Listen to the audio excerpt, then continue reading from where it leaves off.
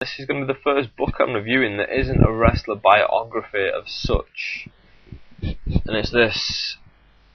It is Dungeon of Death, Chris Benoit and the Hart Family Curse, and it's written by Keith Scott. Right, it's a Kensington book, released in, can't find the year. If I was to guess, I'd say 2007, 2008. Nah, that can't be 2007. That's when Benoit did the Unspeakable Acts. 2008, I think, is when this book came out. Doesn't say the English price on it, but it says the American price of $14.95 and Canadian of $17.95. Printed in America. This book isn't mine. This book is my mate's. You know.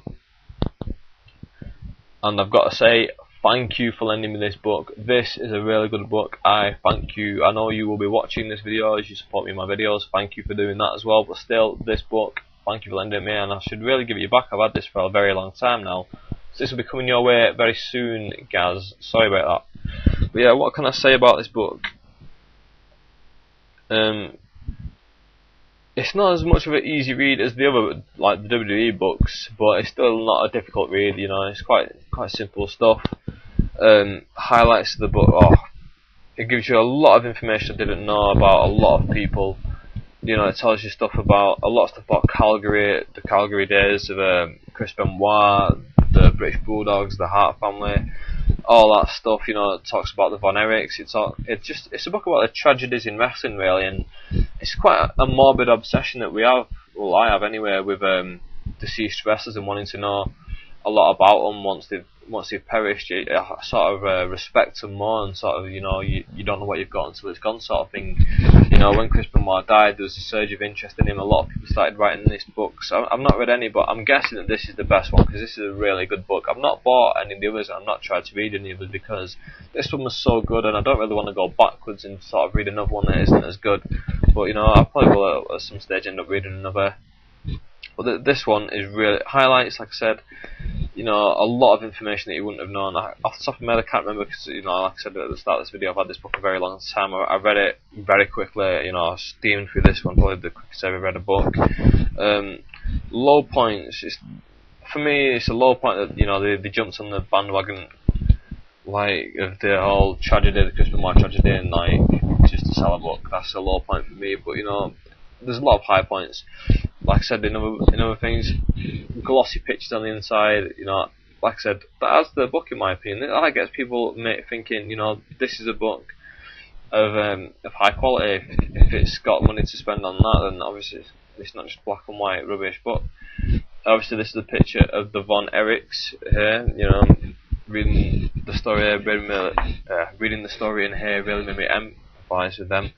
And you got Rick Rude and Road Warrior Hawk there, as you can see. What else is in there?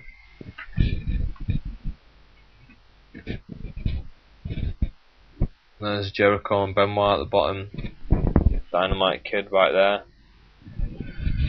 You know, just looking through the book, it's put me in a bit of a somber mood.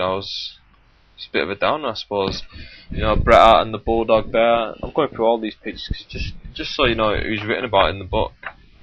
Like, it's not just about Chris Benoit, even though it says it on the front that it's like his story. That's just the selling point. Like I said before, jumping on the bandwagon. There's Pillman and there's Owen Hart.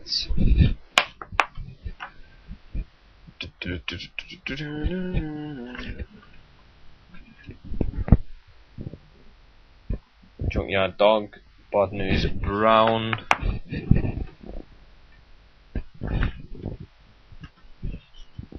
I've skipped forward a few. Benoit, Miss Elizabeth. I'd go through the rest, but you know, you don't want to see loads of pictures. You can buy the book if you want to see all that.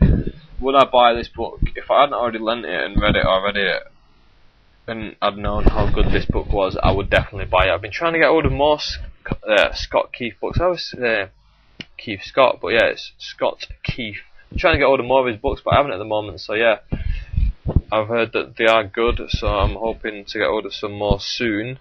So I will be buying those. But would I buy this if I was you and I've not read this book? I would definitely read it. Like I said before, it only costs $14.95 American dollars.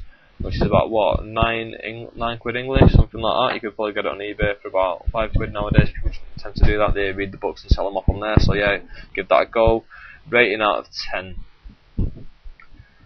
So much near the perfect book. It's up there. It's in the 9s. It's like a 9 out of 10. The things I don't like about it, it's like it's jumping on the bandwagon. It's exploiting Chris Benoit's death and the tragedy of what he did, and I don't really agree with that. But you know, you got to do what you got to do to earn a dollar, and I bet he's made a lot of money off this book because he deserves it. Because it is, the stuff inside the book is worth it. The selling point on the front of the book upsets me. It isn't. You shouldn't do that, in my opinion. You shouldn't write. You could have easily just called this The Tragedy of Pro Wrestling or something like that, and written about everything in there. You know, give the fans knowledge, and it still would have sold. Maybe not as much as this, but still. Yeah, rating out of 10, 9 out of 10. Read this book, buy this book. This is definitely a book that you want to get hold of. Another last view of it. There you go. That is what you want to get hold of this book, ladies and gentlemen. And that is me. I am out.